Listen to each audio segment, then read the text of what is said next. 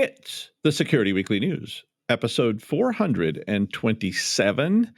Wow, it's Friday the 1st of November, if you can believe that. Put away your skeletons and get out your smokers or turkey fryers or whatever you want to play with if you're in the United States. You have less than a month to practice deep frying turkeys. Yeah, don't do that. Yeah, it's Lou set his Porsche on fire with a turkey fryer. I'm not kidding. Of course, there was a lot of drinks involved, but don't play with turkey fryers and alcohol. It's just a bad idea. It's also the Day of the Dead, so happy Day of the Dead. We've got Recall 3, the re-recalling, Russia, Windows 10, fish and chips. Say that 3 times. Midnight Blizzard. We've got Rob Allen and more on this edition of the Security Weekly News. This is a Security Weekly production for security professionals by security professionals. Please visit securityweekly.com/subscribe to subscribe to all the shows on our network. We interrupt our program to bring you this important message. It's the show that keeps you up to date on the latest security news twice a week. Your trusted source for accurate security information and expert analysis. It's time for the Security Weekly News. ThreatLocker implements a least privileged approach to cybersecurity, blocking every executable unless specifically authorized by your team. This methodology mitigates ransomware, supply chain attacks, zero-day exploits, and ensures 24/7, 365.25 protection for your organization. To learn more about how ThreatLocker can help prevent known and unknown threats in your digital environment, safeguard your data and operations from threat actors, and align your organization with respected compliance frameworks, visit securityweekly.com/threatlocker. All right, from the island of Elba, it's Security Weekly News. I'm Doug White. Hit that like and subscribe button and leave a comment, or, well, let's just say you'll need to sage your whole house because we can cause stuff to happen, and our ghosts touch everything. Yeah. All right, speaking of horror, it is the Day of the Dead, and I just can't let this one go. It just keeps, it's like looking in the morgue drawer again and again because you just can't believe something could swell up that much.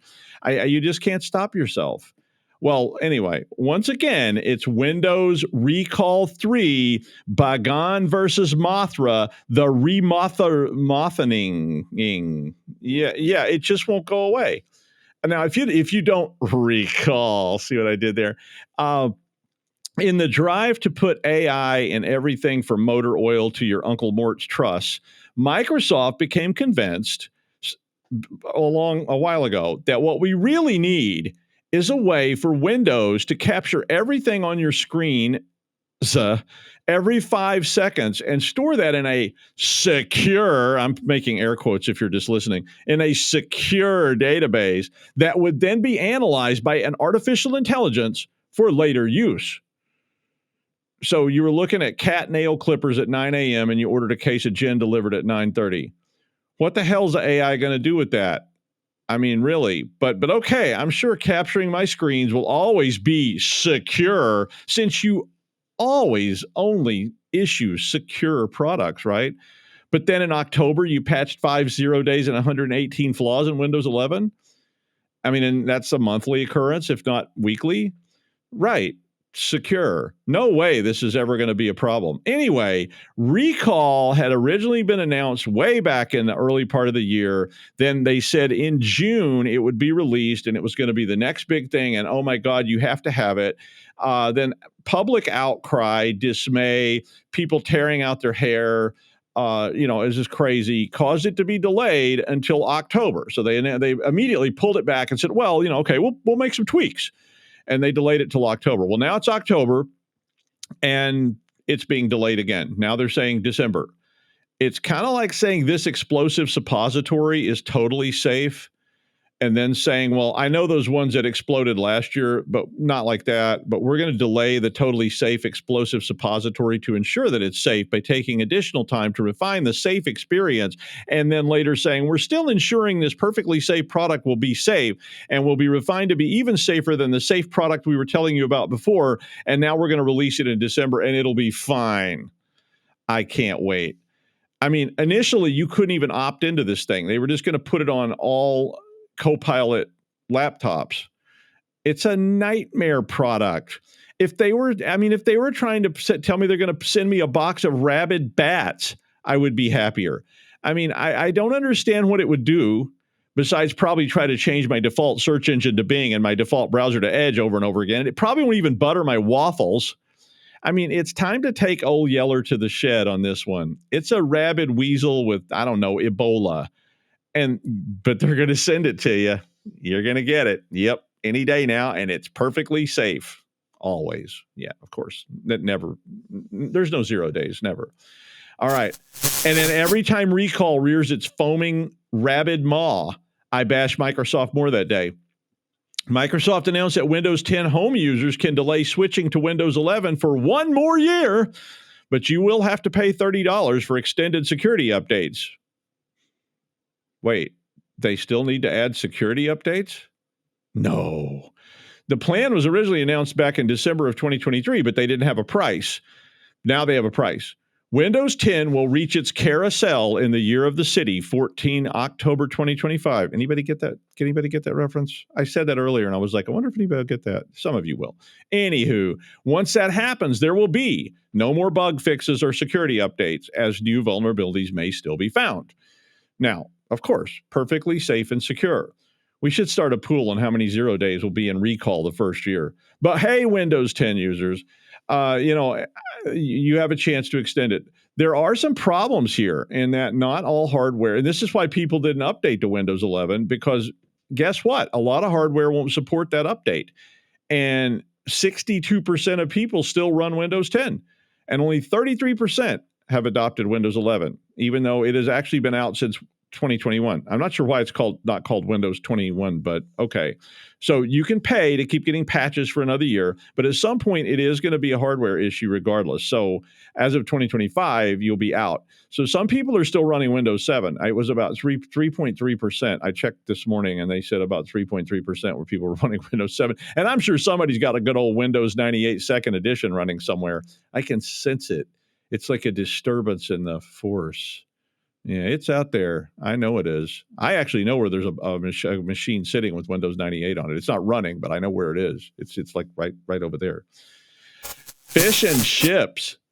I like that, even though it's hard to say. Fish and chips. Yeah, it's tough to say, but I like it. Fish and chips. Okay, it's a credit card phishing scheme that was named by a human Satori threat intelligence and research team. The scam is there's more than 1,000 legitimate shopping sites got compromised to promote and inject, I guess, fake product linkages. The research says the scam's been running really since 2019, and it's impacted hundreds of thousands of online shoppers and generated tens of millions of dollars.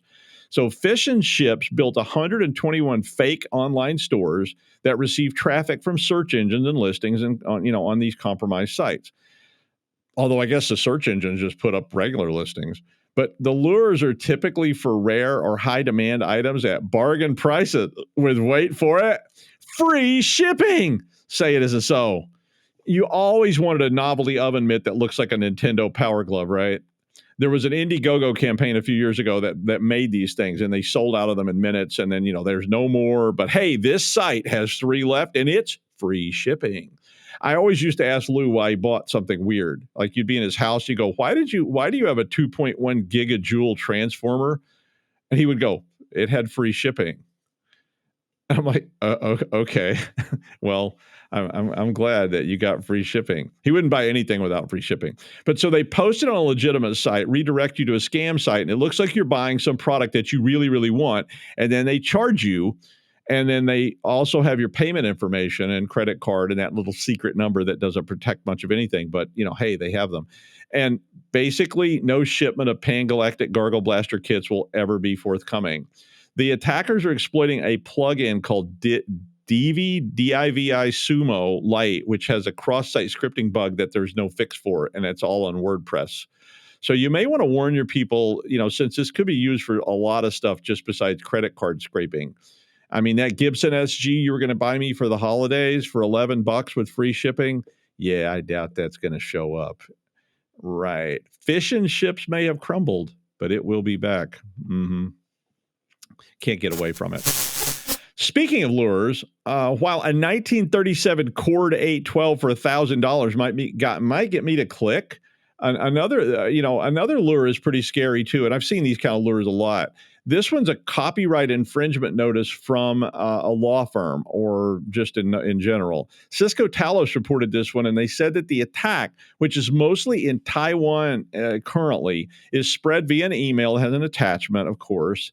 The targets are businesses and advertising companies, and it contains a legal notice, really, scary legalese stuff from a copyright holder or legal representative of a copyright holder claiming that you are in copyright violation. Click here to see what the details are. Yeah, I got that one about faculty salaries being cut in half, and I was like reaching to click on that, and I was like, wait a minute. But the email has a PDF attached, but as they always do, and it looks like a legal document, but with the details of a complaint. But if you open it, it's actually an executable, which directs you to a googleappspot.com domain that then routes through a third-party URL shortening service to lead you to a Dropbox domain.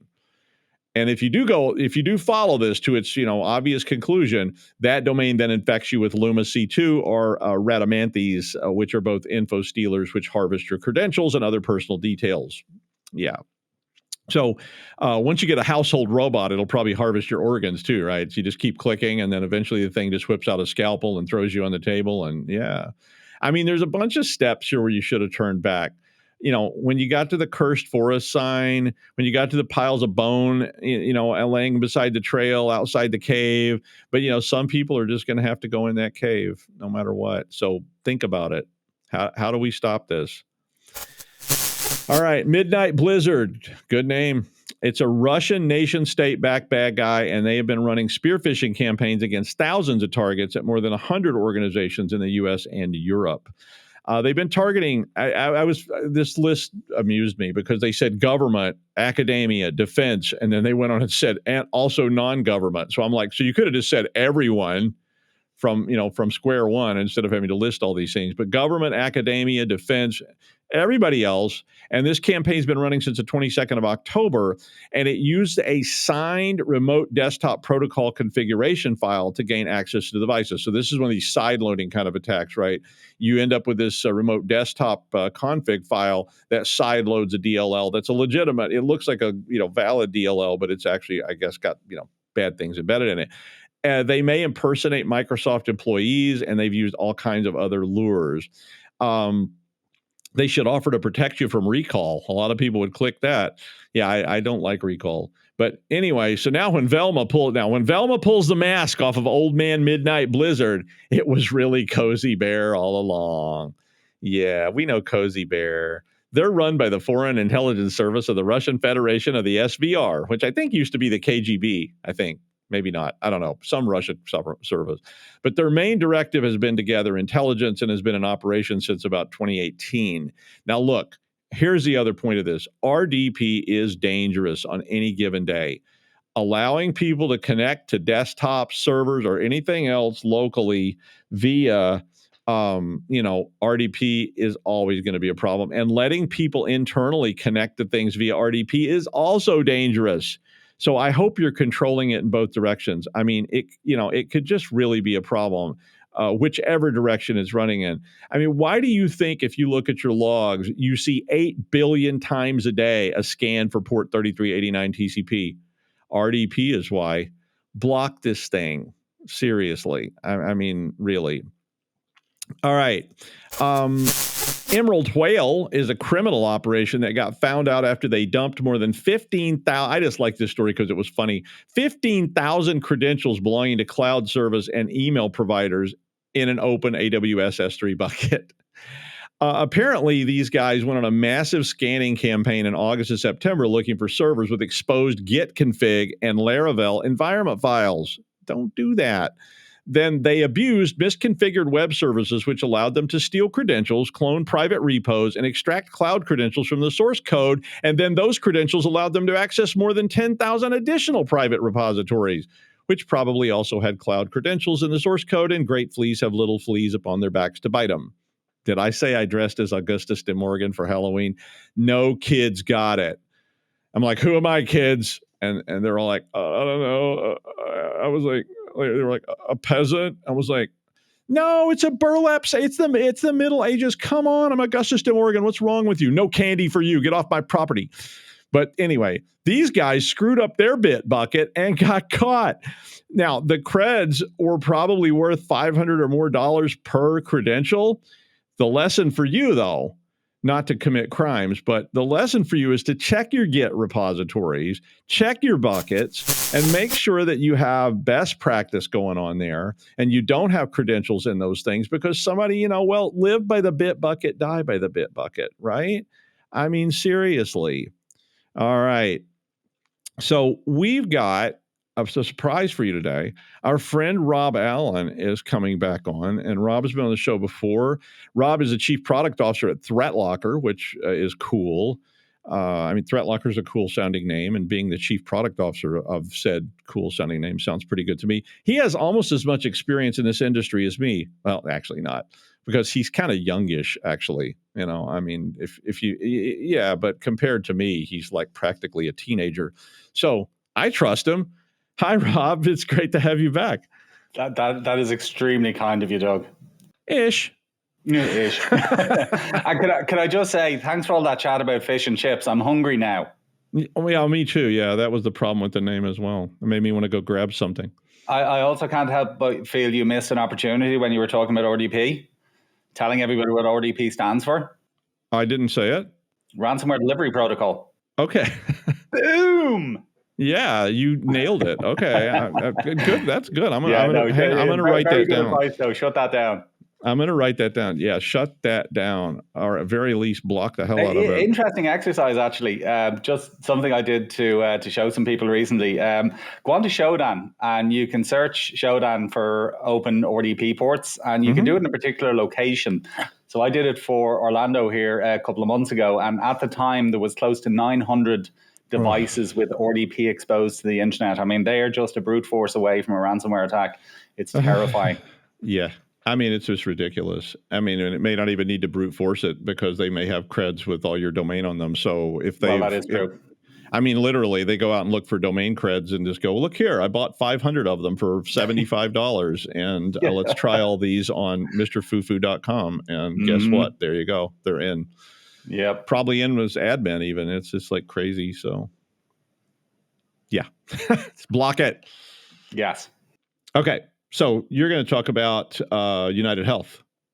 Going to talk a little bit about it. Now, we don't tend to generally discuss individual cases or specific attacks, but I did think there was something about this that was quite interesting, this particular case, and quite educational, which was effectively that it looks as if they may have had to pay a ransom twice to stop data being leaked.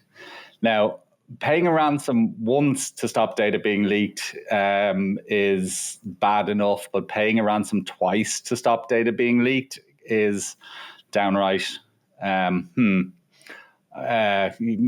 clever, shall we say.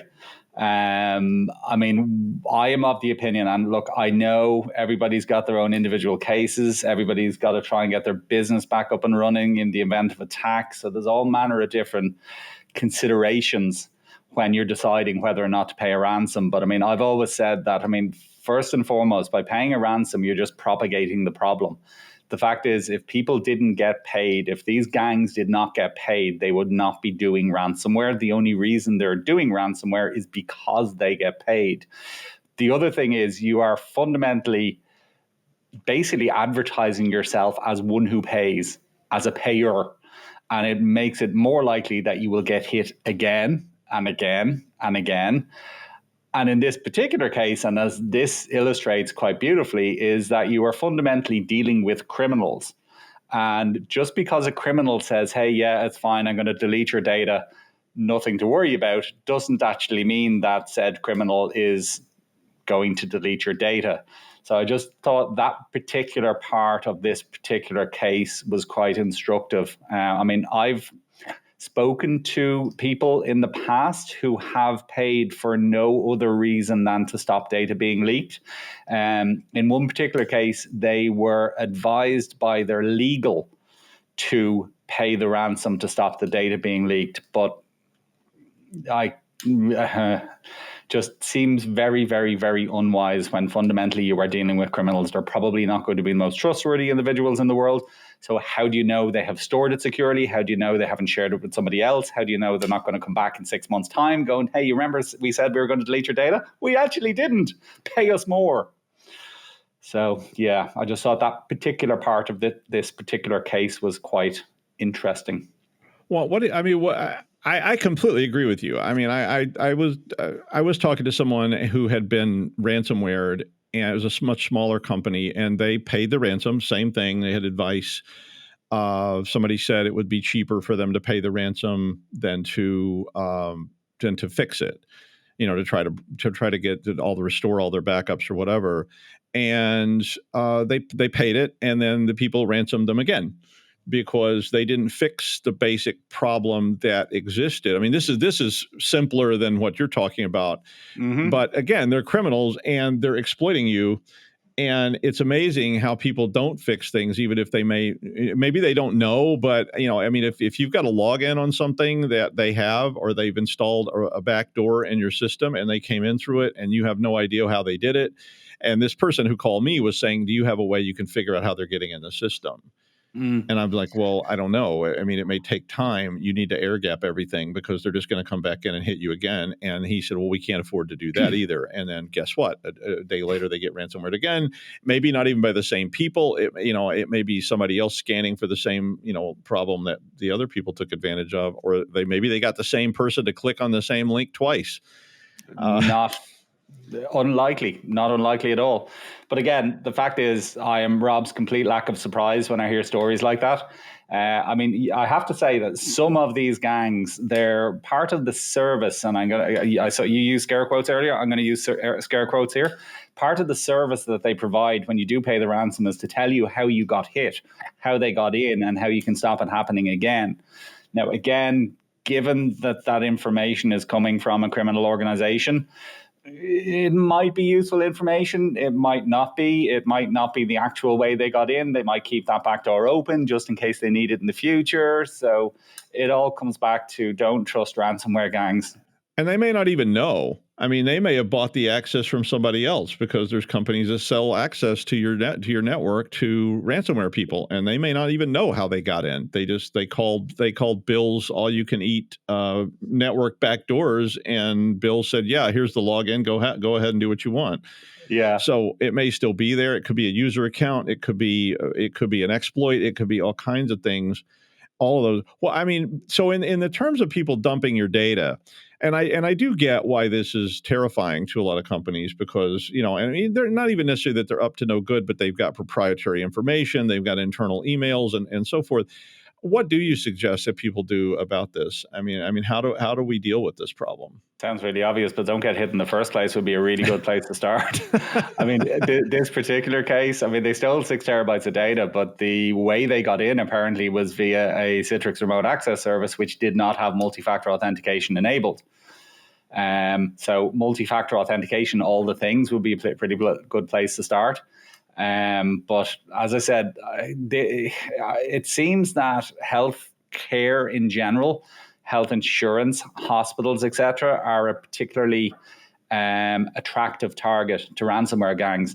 Now, there's a very good reason for that, which is the kind of data that they keep on people would be perceived as being especially sensitive. And because it's especially sensitive, they think they're going to get more from that. So if your example of a, small business, small organization get hit, I mean, what maybe some business sensitive information, there might be some financial stuff there, but realistically, there may not be enough there to encourage a company to pay to get that data back or to stop it from being leaked. But when you're talking about, pictures of sick people, of, financial information, of medical information, that is, as I said, perceived as being particularly valuable. So they are very much high profile targets when it comes to these gangs. Well, and that's a liability issue for them as well, because if those pesky X-rays that they took when I went to the ER that night got released, I do have some grounds for suing that organization and saying this has harmed me irreparably. There is a case, I believe, ongoing in Texas at the moment where a lady is suing a hospital who got breached, and it's quite upsetting, really. But there was pictures, basically naked pictures of this breast cancer patient, right, that were leaked as part of it. I mean, it's incredibly distressing for the people involved. But again, that's the reason that the gangs are going after this kind of information. But that case, I believe, is ongoing at the moment. That hospital's getting sued because that data got out. Yeah, and I mean, I think they should get sued personally. I think there needs to be more teeth in the laws that say, "Hey, look, fix this." I mean, I get it. Maybe what they should have done, Doug, is just pay the ransom, and then the ransomware gang definitely weren't going to leak it or share it with somebody else or store it insecurely, and everything would have been fine. Maybe. I don't know. But I don't, I think that's the case sometimes. But like you said, these are criminals, and you know what? They may just turn around and say, "Well, you paid $20 million, pay us another $20 million, or we're going to release them anyway. We don't care." Mm-hmm. Or they may sell them. Interestingly enough, the first thing that these gangs will go after when they get access and when they start exfiltrating data, a couple of things they're going to look for. Number one is cyber insurance. So they want to see how much your insurance will cover you for and how much they will pay out. And the other is, how much money do you have in the bank? Because they want to make it hurt. They want to make it painful, but they don't want to make it impractical. So there's no point in asking somebody for $2 million if they've only got $1 million in the bank. And it seems that the sweet spot is about 30% of your available cash. So you got $1 million in the bank, they're going to come looking for about 300K typically. But they're generally the first pieces of information that they look for before exfiltrating anything, before progressing any further. I mean, again, if you've got no money in the bank and no insurance, what's even the point in doing it? So now it's the rich person's dilemma, right? It's like that's how you avoid getting sued if you're very, very wealthy. I used to have a friend who that was his job, was helping people set these things up so that they had no assets and they had no money, so that when you get sued, the people can't really get anything. And that keeps the lawyers away from you because you have nothing. But you can't do that if you're a company. So, I guess you could be a company and make it look like you don't have anything. It's going to get really complicated. And we have a lot of money, shareholders, but we don't actually have a lot of money. Probably unwise in some ways. But yeah, as I said, it's an interesting strategy on their part. I mean, they are doing the research about their targets. They probably have a better research department than a lot of people do. They've got better help desks. As well as better support, yeah. And they pay really well, and they've got great help desk people, and they probably got great researchers who do their homework and go find out what the company's worth, and then they're going to come at you.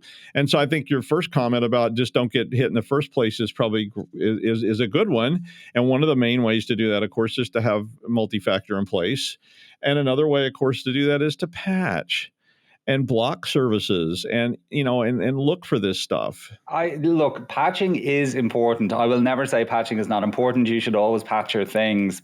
But I equally say that you should assume breach.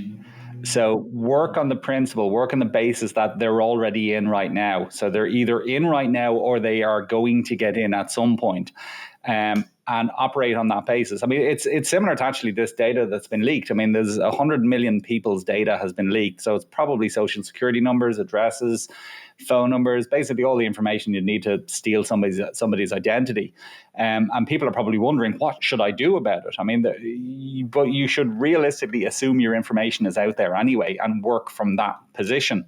And it's the same when it comes to vulnerable software and patching. I mean, yes, patch your things, but also assume that the things that you use every day are full of holes, because the reality is they are. I mean, you only have to look at an average Patch Tuesday and see how many CVEs are fixed, how many serious issues they patch, to know that even after they've patched things, there are other things that are going to be exploited. So you have to think about what's the next thing that's going to happen when vulnerable software is exploited. And typically it's either something will run or something that's already on the machine will be used, like, to create a reverse shell using PowerShell, for example. So if you can limit access to what can run and what can't run, and also control what things can do, the likelihood is that even if vulnerable software is exploited, it's not going to be able to do as much damage as it might otherwise. And network segmentation, I mean, isolating these things so that, because Mel down in documents, you know who you are. Mel is going to click that link every single time. I mean, it comes in. I normally say it's Doris is going to click on the link. Now, I do actually now know a Doris, which makes it quite sort of embarrassing and difficult. I'm like, yeah, Doris is going to click on that link, and Doris is going, what? I don't click on links. But yeah, actually, to your point about network segmentation, that is a really good point. Microsoft released, and I'm now doing the news person thing, but they released their digital defense report recently. And there was two really interesting parts of it in the ransomware section. One was that in 90% of cases where attacks progressed to a ransom stage, the attacker leveraged unmanaged devices on the network. But the really important thing is, or the really interesting thing from my perspective is, they observed remote encryption in 70% of successful attacks. So it's not a device encrypting data on that device. It's something else on the network encrypting data on a device. And if you go back to that idea of assumed breach, I mean, they're already in. How do we stop them from encrypting data on our protected devices? Fundamentally by locking down the network and stopping things from accessing things they don't need to access. I mean, we were trying to get people to do that back in 2005. We were just going, why does the marketing department have access to the financial records department? And they're like, oh, I don't know. And it's like, well, why is it not blocked? Why is it not segmented somehow? And they're just like, oh, that would take a lot of effort. Yeah, well, and there are practical considerations as well. So, like, why does my printer that was installed in 2015, that's never been patched, never been updated, and is still using the default username and password that it was set up with, able to connect to an SMB share that has all of my important information on it? I mean, I spoke to a couple of pen testers here earlier on in the year, and they were saying their favorite thing to see in a network is a printer, because it's always on a sensitive area. It can always connect to everything on the network, and people fundamentally forget about them. So yeah, the segmentation, whether it be done at the endpoint level or where it's done at the physical level, is really, really important. Flat networks are dangerous. Well, I mean, I just, as a totally paranoid example that has nothing to do with corporate life, you can't see it, but sitting over here on the table is an 11 rack, which is a guitar effects processor from like 2013. It's ancient. Well, I drug this thing out of storage the other day because I have two of them and I was wanting to fiddle around with them, and I want to update it. I'm like, I'm not going to plug that thing into my network. I don't know of any reason that it would be a problem, but I don't know what it's going to do. And for all I know, the company, has been sold to some Chinese company, and who knows what they're doing. And I wanted to update, but I'm going to plug that into my guest network VLAN. I'm not going to let it on my regular network because I just don't trust the thing. I don't know what it's going to do. And then people do this all the time. They drag an old printer out of storage that maybe was offline 8 years ago because they replaced it, but now the new one broke and they're going to go drag one. I saw somebody doing that not too long ago, and they were like, oh yeah, we put this printer in. I'm like, did you patch it? And they're like, well, it's old. It's probably not a risk. Not. And you're like, no, nobody ever uses old exploits. I mean, why would they do that? There was a really interesting case some time ago about a attack. It wasn't the big attack on a casino in Vegas, but it was an attack on a casino in Vegas. And the source of the attack was a smart heater in a fish tank. Now, why does a smart heater in a fish tank need to connect to anything important on your network? Hey, everything connects now. Fish tanks, dishwashers, HVAC, everything. And if you don't have that stuff VLAN'd out in your enterprise, somebody's looking at it. It may, maybe not you, but you should be, because somebody will use it. And if there's a way to get in through it, they will. And you should just assume that everything that can be compromised will be compromised at this point. An excellent and wise approach. Yeah. All right. Thank you so much for coming on again, Rob. We're always happy to have you anytime. It's always great. We always have our Irish Fridays anyway, but it's just always a pleasure, never a chore. Yeah, well, thank you so much, and it was a joy. We'll see you again soon, I hope, Rob. And finally, Russia. It's a great country. I mean, if you don't mind the government, they have great food. They got vodka, they got caviar, and I really enjoyed going there. I did get to go there and visit, and I really, really enjoyed it. I'm not a fan of the government. We won't get into that on the show.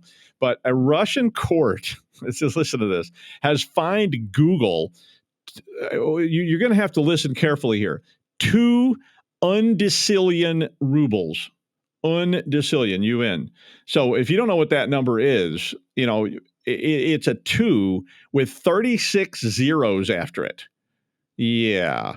And this is because Google restricted Russian state propaganda from being put on their site. Sorry, their media channels. Yeah, not propaganda. It was their media and they would not allow this on their YouTube channels. Not that it's not on there anyway, and not that it's not on a dozen other sites where they're actually actively. We won't name any names, but we all know who we are, and we're encouraging this kind of stuff. But so at the current rate of exchange, I did not want to do the math. I should have, but I didn't. I had to write a piece of code to do it. But I asked ChatGPT, and ChatGPT said it was 2.054 times 10 to the 28th dollars, which, if you don't know, it's $2 octillion. I'm not making that up. I actually looked all that up to see, which tells you what kind of life I have. But I mean, that's effectively greater than the world's total GDP, the gross domestic product, because the gross domestic product from the World Bank is estimated to be about $110 trillion, trillion with a T. This is octillion dollars. So it's quite a bit greater. I mean, I guess it's like me getting pulled over in Westchester County with a bottle of bourbon between my legs and no pants on, going 110 in a 25 zone because I thought I was in Texas and called the trooper partner and hoss a lot because I thought it would endear me to him. Yeah, now probably considering most everyone pulled out of Russia in 2020 when they started invading their neighbors, Google is simply going to ignore them. And the Russians will set up something called Gargle or something like that that's a ripoff of Google, like when they stole all those car designs back in the 50s and 60s. But I don't actually think Google is very worried about this $2 octillion fine. And I'm not sure what Russia is going to do if they don't. I guess they could invade Google. Yeah, they'll threaten Google with invasion. Yeah, that's what they usually do. Yeah. Meanwhile, back in Westchester, yeah, we won't get into that. Anyway, that is the news. Thank you, Rob Allen from Threat Locker. We're happy always to have you here. And I will see you next time on the Security Weekly News. Happy November.